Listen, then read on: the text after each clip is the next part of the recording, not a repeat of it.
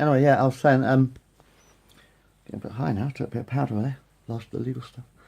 Yeah, yeah, when I was a kid, like, I was sort of, my brothers, Jim, Rob and Don, they all liked playing football. They used to play football quite a lot in the streets. And they used to love playing football, those three. They always used, even when Don was a little kid, actually when Don was about 5 years old, I suppose, he used to play football with Rob and Jim. And then, you know, when Jim left home, Rob and Don still played football out in the fields. I hated football. God, I really did. I hated football. So when my brothers, you know, were outside playing, when we were, in fact, when we were in Wood Close, in fact, yeah, yeah, hold on a second. It was about 9 or 10 or whatever. I used to actually sit in my sister's bedroom, Jackie. I used to spend a lot, many afternoons I used to spend in my Jackie's pink bedroom in Wood Close. While my brothers were outside playing football, true story, I was in my sister's bedroom listening to Simon and Garfunkel. She did like Elton John, but she actually preferred Simon and Garfunkel. So Jackie's favourite music was she loved folk music, basically. Jackie did love folk music like Simon and Garfunkel. I actually did see Simon and Garfunkel, not Simon and Garfunkel. I saw a Simon and Garfunkel live show sort of thing, a tribute show sort of thing. Because Simon and Garfunkel are still alive, yeah. But I saw an excellent show. It was called the Simon and Garfunkel Show. Last Saturday at not last Saturday, Saturday before last, a couple of weeks ago, at Stevenage. It was the Simon and Garfunkel Show. Absolutely excellent, man. Fucking brilliant show that was. I cried. It made me cry. Bookends made me fucking cry, I tell you that. Bookends, that really did make me cry. I actually cried a couple of times listening to those songs. They had such beautiful voices. Such a beautiful fucking concert that was. So you weren't pretending to be them, but you're doing tribute to them sort of thing. And then, yeah, they did look quite alike, but except the blonde one had more hair and is a bit cuter. But anyway, yeah, that was an excellent show. But no, I was chatting to my dad about that the other day, last week. But anyway, no, I mean, yeah, my sister Jackie was really into Simon and Garfunkel. That's how I got into sort of like hippie music. You know, the sort of like flower power music, like, can't say I wasn't really well into the Beatles. I mean, I think with Jackie did play the Beatles quite a bit. No, I think Jackie did have, she had a lot of the Beatles albums. I think Jackie did have the Beatles albums, thinking about it. In fact, Jackie had a whole lot of hippie sort of music in the 1970s. She had, in fact, I suppose she had all the rock and roll of 1970s music, Jackie. Top of the Pops even, you know. She had a great record collection when we were kids. You know, the 1970s, Top of the Pops, and, you know, all the 1970s music, like, she loved Simon and Garfunkel, Elton John, and stuff like that, and folk music, basically. I can't remember some of the others, but actually, when my brothers were outside playing football, I was sort of like in my sister's bedroom, listening to her music, like, and Jackie actually taught me magic. Believe it or not, true story. When I was about 11 or 12, actually, well, probably when I was about 10 from the age about, well, ever since I was a kid, like, Jackie's always been my big sister. Whenever my brothers have ever picked to me, whatever, you know, I always used to get sanctuary in Jackie's room. Because no one would ever lift a fist against Jackie. Jackie was the boss, right? Fair, absolute straight line, right? So ever since we were babies, Jackie was our boss. She was the boss, our big sister. She was always our boss. But actually, while my brothers were outside playing football, I was actually in Jackie's bedroom, and she had this book called Past, Present and Future. And Jackie was actually quite into magic stuff. She was into crystals and things. Jackie was quite, she loved magic, you know, sort of like fortune telling stuff, sort of thing. And she had this book, and actually Jackie did buy me my very first, when I was about 11, I think it was. I think it must be about 11, I suppose. It was the RJS. But Jackie, one Christmas, Jacqueline, my sister, she bought me my very first tarot deck. I think it was the RJS tarot deck. Not one of the best ones, but one of the original ones. It was one of the original decks. Like. But that's how I got into tarot cards. Because Jackie bought me a pack of tarot cards for Christmas, you see. That's how I got into magic. Jackie taught me magic. My sister Jackie, she had crystals and stuff as well. She did. And Jackie taught me magic. And funny thing, and she bought me my very first tarot cards. And what I used to do, actually, for what I used to do is like, if this was in Wood Close, it was still in Wood Close at this point. Yeah, we were still in Wood Close at this point. I think, pretty sure we were. Oh no, yeah, I think we were. Yeah, we were, because Jackie was still at home. Jackie left home in about 78, I think. Well, she went to Bourne Hollingsworth or something in London. She worked in London. But anyway, no, Jackie brought my first tarot cards. And what I did with the cards, we had the family up. My mum and dad's family. I think it was probably. I don't know. I think it was my mum's family or my dad's family anyway. Well, both of them I think came up. But what I did was I set up. I set up. I think it was probably Easter when I did this. But it was probably Easter once I'd learnt to use the cards, sort of thing. It was probably Easter time when I did this. Anyway, one day, we had a families get together sort of thing, and I was sitting at the top of the stairs, and I used to read, and all my aunts and uncles, they came up to see me at the top of the stairs. I was about 11 years old, something like that. Something like that. About 1977, this was probably.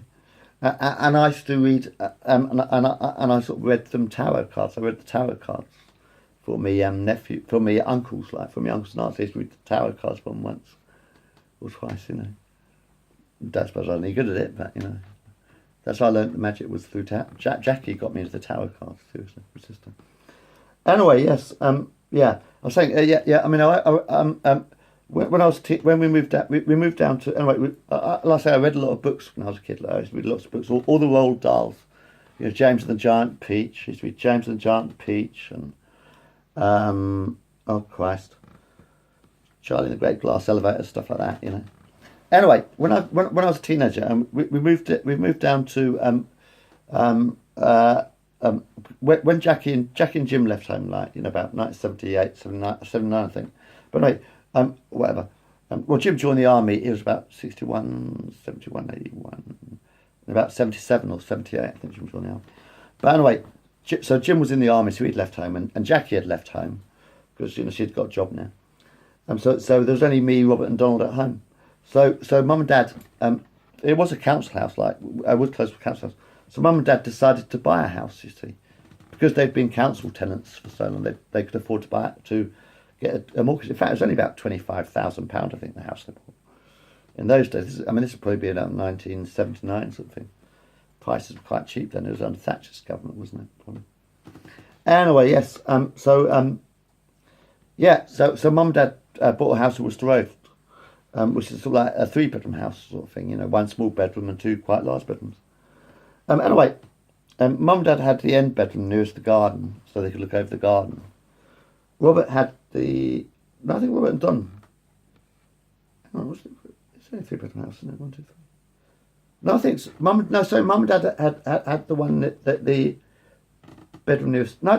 At first, Mum and Dad had the bedroom nearest the bedroom, nearest the garden, and Robert and Donald had the big bedroom, nearest the street, which is Mum and Dad's bedroom now, sort of thing. And I had the little bedroom. And actually, in 1979, that's when Mum and Dad bought me my first record player. It was 1979, I'm pretty sure, because I was about 12 years old or 13. It might be my 13th birthday or 12th birthday or something like that. But Mum and Dad bought me a record player. So the first record I bought basically was One Step Beyond by Madness. One Step Beyond. Because Robert was into heavy metal, right? Robert was really into heavy metal. And, yeah, that's right. Robert was really into heavy metal. And I was into Madness. I think, yeah, I got to run into Madness. In fact, I think I had a little. In fact, no, I did have a record player in Wood Close. So I did have a record player in Wood Close. Yes, I did. I think it was probably about time of The Police, actually. I used to have a couple of singles. I had some singles. So I think The Police, Walking on the Moon. The first record I ever bought, I think, was. In fact, I know the first record I ever bought was actually The Police, Walking on the Moon. That was the very first record I ever bought when I got my first Christmas present. My first record player for Christmas present or something. Or birthday present. But yeah, the first record I bought, because I used to have singles. I only had about £2 a week pocket money at this point. Because we only had a few quid pocket money at this point. So I couldn't afford to buy albums, you see. At this point, I couldn't afford to buy albums. Because I only had about £2 a week, so when I first got a record player. So, I think the Police was the first one I bought. Anyway, yeah. And I used to have a hamster, and the funny thing is with record players, great fun. Do you remember record players? Have you got a record player? You don't remember record players? See, that's the thing, that was a big thing when I was a kid, was record players. Because, in fact, Mum and Dad, we had a record player in the living room as well, one of them stereos. We had a big stereo with sort of like, because Mum and Dad always loved, in fact, Mum and Dad liked classical music. That's right, they had classical. We always had record players. We always had record players in the family, yeah. We had one in the living room. And Mum and Dad loved classical music, like Wagner. Mum and Dad loved Wagner. Carl Orff was one of Mum and Dad's had. And The Sorcerer's Apprentice as well. Sorcerer's Apprentice. And The Planets. Dad loved The Planets as well. Mum and Dad loved, and Peter and the Wolf we had. We had loads of records when we were kids. So Top of the Pops, we used to have all the Top of the Pops albums as well. When we were little kids. We had all the Top of the Pops albums, sort of thing. But Mum and Dad loved classical music, like Beethoven and Mozart and Wagner and stuff. So we always used to have a lot of classical music playing as well when we were kids. Mum and Dad, you always used to have the record player on. When Mum was in the kitchen, she had the record player on. She was either listening to the Archers or watching a play or listening to a play or listening to classical music or something. Dad loved classical music, I think. In fact, Dad always liked classical music. Dad always liked to play classical music. And he liked Radio 4 as well. I think Dad liked Radio 4 and classical music. But me and my brothers used to have, we had radio. We always had radios. We had transistor radios. That's right. Before we had record players, we had transistor radios, so that we could tune into radio stations. Because one Christmas, present, because when transistor radios came out, and I think probably the early 70s actually. It's very early 70s. We're about 5 years. It's pretty much about 6, 7 or 8 or something like that. I don't know. But Mum and Dad bought us transistor radios. Because one Christmas when transistor radios came out, we all got a transistor radio for Christmas, I think. And that's when we started listening to the radio quite a lot, because we had transistor radios. And then we had portable record players came out a lot. So we always got record players after that. But, if I had to get record players about a bit later on, actually. I think it went to be about 9 or 10 when we got record players, I can't remember. But we all had transistor radios when we were kids, so we used to listen to the radio quite a lot. And Kenny Everett. Kenny Everett was one of my favourites on Capital Radio, and he did Captain Kremlin and all that. But Kenny Everett was really funny. He had the world's worst record show. Kenny Everett did. Remember that on Sunday? It was on Sunday, I think. We always used to listen to Kenny Everett's The World's Worst Record Show. But we used to play board games and stuff when we were family as well. In the evenings, quite often in the evenings, we would play game. Dad taught us all how to play chess, sort of thing. And quite often, me and Dad, we all used to sit round and take it in turns to play chess, sort of thing, with Dad. In fact, Dad usually won, I think, most of the time. But I played a lot of chess with my dad when I was a kid. Seriously, we used to play board games. The whole family, the 7 of us, in fact, when Jackie was still at home until about 1978. So we had about 10 years with Jackie at home when I was born, something. And about 12 or 13, I think. She's about 8 years older than me. She went to work in Bournemouth with them. But when we were kids, we used to sit around the table quite a lot, every Sunday, definitely. We never went to church or anything like that. We never had religion in our family, right? So we never really had religion in our family. But on a Sunday evening, we used to watch TV a bit, watch a movie or whatever, in the afternoon. There was usually an afternoon. That's what the Sunday matinee afternoon. Because we only had 3 TV channels in the 70s. We actually had 3 TV channels, so the whole family used to watch the same TV programs. It's true. There were 7 of us, but we were kids. We only had 3 TV channels. We only had 1 TV, so we always used to watch Star Trek and Ask Family or whatever. And we used to watch Generation Game, and we used to watch the Morecambe and Wise, we used to watch the Sunday matinee or whatever, and the Cowboy Westerns and stuff. But Saturday night movies and stuff. So all the 7 of us, we always used to watch the same films, sort of thing, when we were kids. And we only had 1 TV until about 1998. Well, when we were at home, we only had 1 TV. So anyway, we used to watch the same programs. But every Sunday evening, we used to turn off the TV. We used to turn off the TV for the evening. And we used to play a board game, because we loved playing board games. Mum and Dad all of us, we used to love playing board games. We always used to play board games. Every fucking Sunday, turn off the TV for a few hours for the evening. Because it was songs of praise, probably songs of praise and come dancing, shit like that on TV on a Sunday. Sunday evening TV was fucking boring, alright? In the 1970s, Sunday night television was fucking boring. So no, we used to turn off the TV, and the seven of us, Mum and Dad, Jackie, Jim, Robert, me and Don, we used to play board games, because Mum and Dad we had board games, because we used to get given board games for Christmas, actually. It's one of our uncles, I think, one of our great uncles, whatever. Someone used to buy us a board game every year, sort of thing. But anyway, the whole family used to sit down and we used to play. Monopoly was quite a popular favourite when we were kids. That Mousetrap, I think, was Mousetrap was one of the first board games I think I played. We played Mousetrap, and the board games, and then we played Monopoly. And then we played Totopoly. Totopoly was like the horse racing game. Totopoly, I loved Totopoly. I preferred Totopoly to Monopoly. Monopoly was the money-making game, but the Totopoly was like the board game. That's right, I'm not working today, don't worry. Totopoly was like the horse racing game. So we used to race horses around and place bets on that. We had Movie Maker, where everyone had to make a movie using the cards sort of thing. To have a director, an actor, to have two actors, and what sort of film you make, this sort of thing. It was like Movie Maker was a good one. And we had Cluedo was a very popular one as well. Cluedo was the detective one. That was very popular in our family when we were kids. We played that. But we Colditz as well. Colditz was excellent. Oh, I love playing Colditz. That was a good one. Colditz was another game we used to play. That was a bit later on I think that was probably after Jackie left home. I think. I can't quite remember if Jackie ever played Colditz because she left home. Jim joined the army. I'm pretty sure Robert, me, and Donald played Colditz, but I don't know if Jackie or Jim played it as well. But anyway, when we were kids, we always used to play board games on Sunday night, sort of thing. And sometimes, quite often during the week, we'd play chess or drafts with Dad. Because Dad was excellent at chess. He was a really good chess player. And he loved drafts as well. And backgammon as well. The family used to play backgammon and Yahtzee as well. We had loads of board games when we were kids. We were never bored. I swear to God, we were never bored when we were children. In my family, we were never fucking bored when we were children. We never got bored. Every Sunday we used to play board games, all seven of us sort of thing. Sit around the table, Monopoly, Colditz, Totopoly, Cluedo, Mousetrap, and we used to play Yahtzee, and we used to play backgammon, and we used to play games of chess, except my dad always used to win sort of thing. And we played drafts, and we used to always play games, even during the week, quite a lot during the week, in the evening during the week, we might, I'd have a game of chess with my dad or whatever, and my brothers would or whatever. And we'd always be playing chess or drafts or some game when we were children. Always had games to play.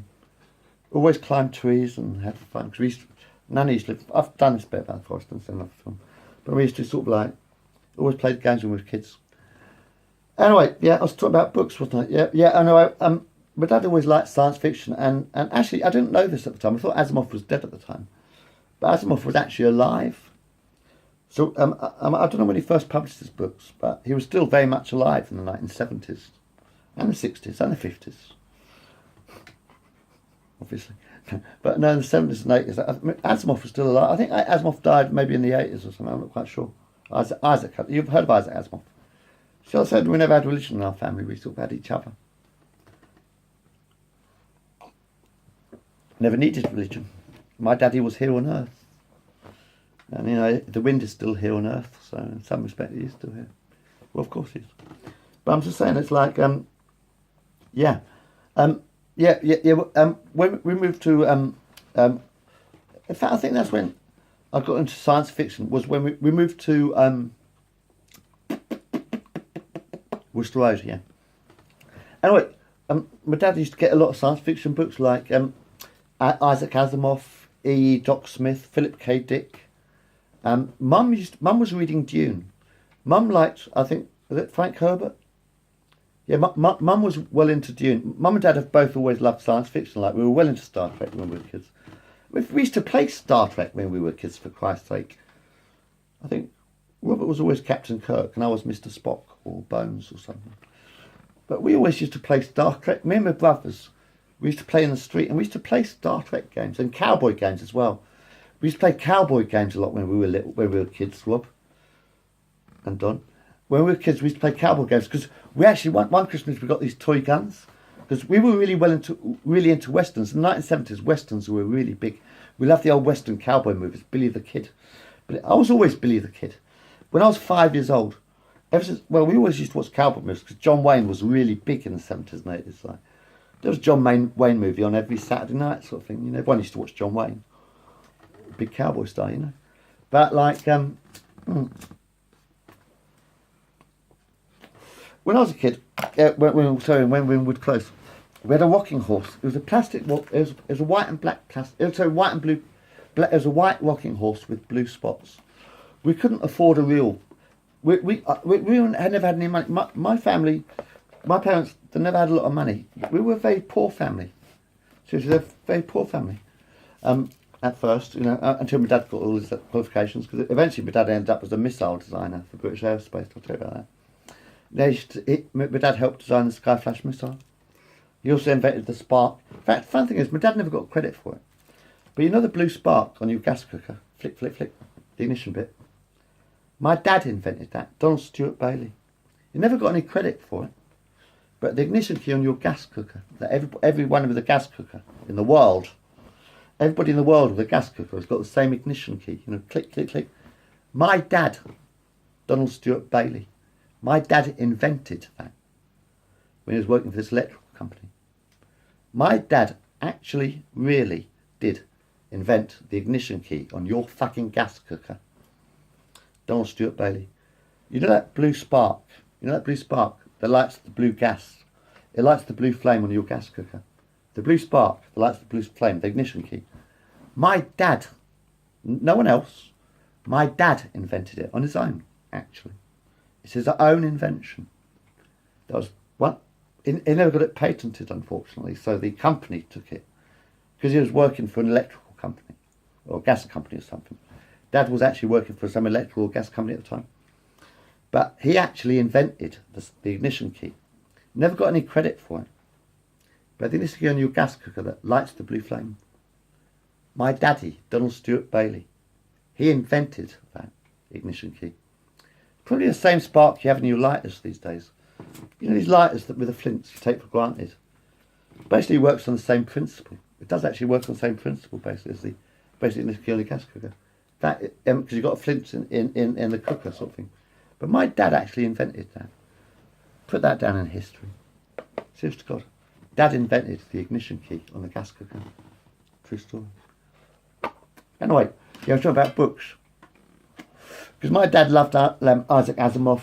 He was one to Isaac Asimov was very much alive at the time, actually. Isaac Asimov was still writing books, I think, in the 80s or 90s.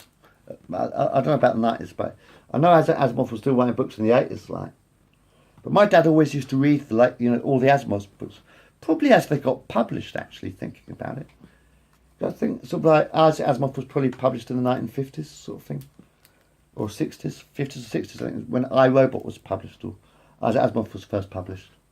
So actually, my dad, he loved reading the Isaac Asimov books. In fact, I think they were second-hand books, actually. In fact, I'm pretty sure they were. That's right, because Mum and Dad didn't have a lot of money, right? We couldn't afford to buy new books, right? But fortunately, there was a lot of second-hand bookshops and stuff like that. But actually, I think all Dad's science fiction books were second-hand, actually. I don't know where they came from. But, you know, well, when we were poor, once they made some more money, you know, we got new books. They bought new books back. When my dad first started the library, they were all used books, basically, I think. Either way, they were well-read books. They're well-read books. But funny thing is, when we were kids, my brothers didn't really read books that often. Not to the same extent I did. They were outside playing football. Robert, Jim and Don, they used to play football outside.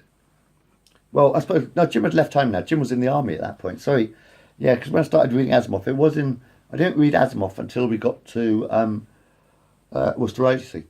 But Jim was actually in the army then. Jim had joined the army then, because Robert and Don shared about him.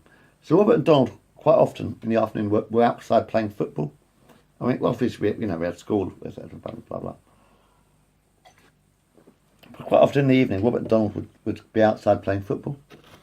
And I didn't like playing football. I never liked playing football. So I used to sit in the living room with my dad in his library, sort of thing. Because my dad had a whole bookcase full of books. It was like his little. The living room was like my dad's library.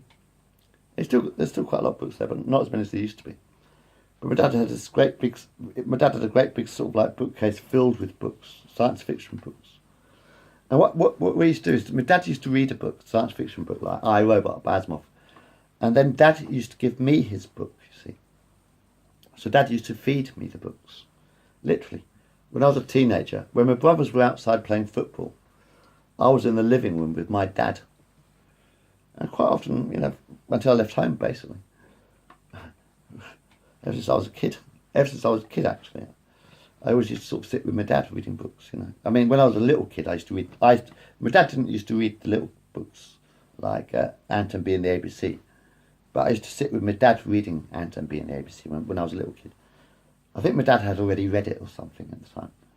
And I was reading sort of like kids' books and whatever, and comic books. In fact, me and Robert never used to read comic books together because Robert always read mine first. I'll tell you about that in a little while. Robert always... No, I've told you about that before. No, that's already on another film, comics. Don't worry about that. But anyway, my dad, Dad used to read a book like Asimov, I, Robot by Asimov. And then Dad used to give me his book. So I used to read Dad's books. So basically, sort of like, we had the same thoughts in our brain. Because I was reading the books that my dad had just read, which was fresh in his mind. And this is what I used to love doing, what we used to do. While my brothers were outside playing football, I was in the room with my dad reading the books like Asimov forever. But my dad read the book first, and then Dad gave me the book to read, you see. With all his science fiction books. Philip K. Dick, there was E. Doc Smith, that was a good one. There, quite a few books of his. In fact, there's quite a lot. In fact, science fiction was really big in the 1970s, man, and the 60s, I suppose. But in the 1970s, science fiction books, there was loads of books were really quite big still. Getting published a lot. There's a lot of people reading books in the 60s, 70s, 50s. In fact, for hundreds of thousands of years. Well, for hundreds of years, a lot of people read books, Not such a new thing. But anyway, I used to read my dad's books. But because I was reading my dad's science fiction books, you see, it's what I loved. Because I was reading my dad's science fiction books, he'd read them first. So I used to read the book. And then me and my dad used to discuss the book. We used to talk about the book that I'd just read. You know what I mean? Like Asimov's I, Robot or whatever. It's very true. When we were reading books, when we were actually, it's funny because it's funny. Like when we were actually reading the books, I was sitting in the living room with my dad. Do you know we hardly said a word to each other in the afternoons when me and Dad were reading books. I said, "Do you want a cup of coffee, Dad?" "Yeah, all right, I'll have a cup of coffee." But the funny thing is, it's like we didn't say a word to each other for about an hour or two when we were reading our books. Dad used to read a book, give it to me, and I used to read the book. But we're so engrossed in the books we were reading. We're so engrossed in the books that we were reading. We didn't need to talk. I've always felt really warm and comfy with my dad. We didn't even need. Me and my dad never really need. We didn't really need words to communicate. I don't know if it sounds funny to you, but it's like there was always an empathy between me and Dad.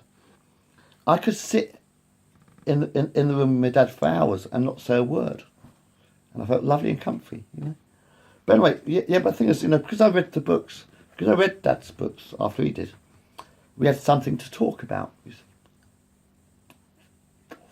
That gave us something to talk about. So we talked about the books that I'd read. We didn't talk about the books that he read before I read them because otherwise, I'd know the story before I read it, you see.